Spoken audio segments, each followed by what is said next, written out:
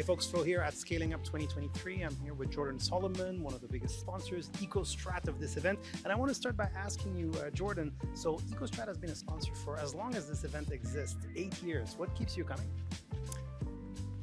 And I remember 8 years ago when we started to sponsor, there wasn't a big Keystone Canadian conference in the country, and we thought there should be.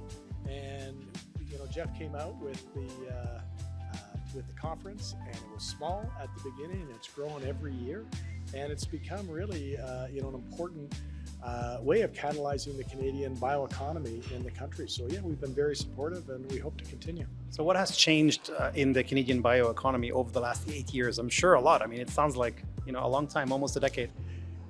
8 years ago, there were no suits at these conferences. There were no Shell, there were no Chevron, there were none of the big fossil fuel companies were here. None of the big airlines were here. There was nothing. SAF, sustainable aviation fuel, was a dream. Now there's plants looking to raise $1 billion or $2 billion to get built. So 8 years ago, it was quite aspirational. Over the past 8 years, what's happened is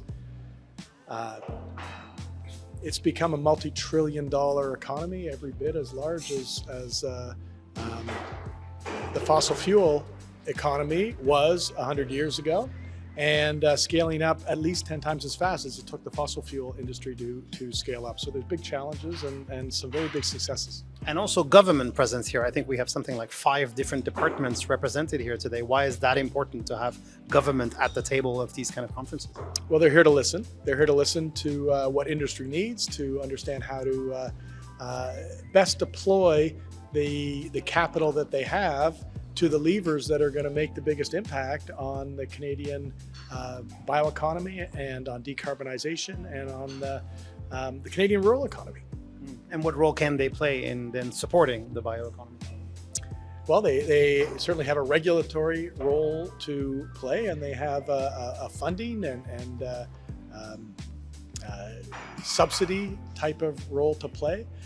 They can enforce the regulations that they've striven so hard to pass, and they can support a nationwide catalog of biomanufacturing ready regions across this country that can really help people all over the world understand where the best places in this country are to site new bio-based plants.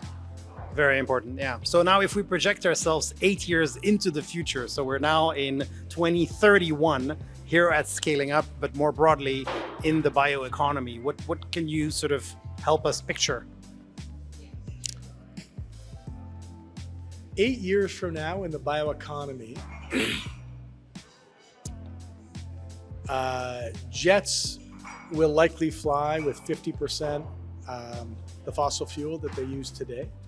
All the airlines have made a commitment to be carbon neutral by 2050. They should be on their way in 8 years. In 8 years, certainly we will see a bunch of new biofuel, renewable chemical, and biogas plants operating to a much greater degree than they are in Canada.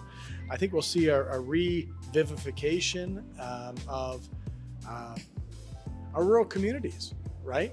So rural communities have been impacted by the closure of the pulp mills, right? The loss of hundreds of jobs in some cases, and those pulp mills are going to be replaced, and they're going to be replaced with mills that make high-value biofuels and high-value renewable chemicals and high-value biomaterials.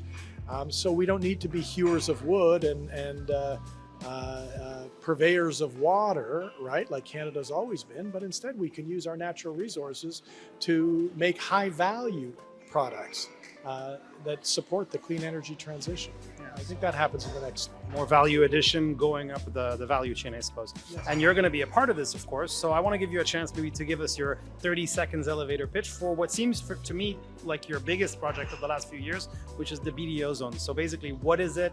What does it do? Who is it for? In, let's say, 30 seconds, and maybe you want to look at the camera. Sure. Well, I would say this: there's trillions of dollars waiting to be deployed in the global bioeconomy. There's hundreds, probably thousands of Canadian communities that have biomass and want to leverage that biomass as engines of economic development, but they're lost and they need to be found. So the market's not magic. The market isn't going to automatically and magically understand where these communities are. So they need help. And a BDO zone rating helps these communities get found. Get found by who? Get found by project developers all over the world that want to build their plants in places where those plants are most likely to succeed. So if we want to leverage our local Canadian biomass to attract more plants to Canada, we need to make it easy for project developers to find the areas where those plants should get built, and that's what BDO zones do. Right. Thank you very much, Jordan. Pleasure to see you again.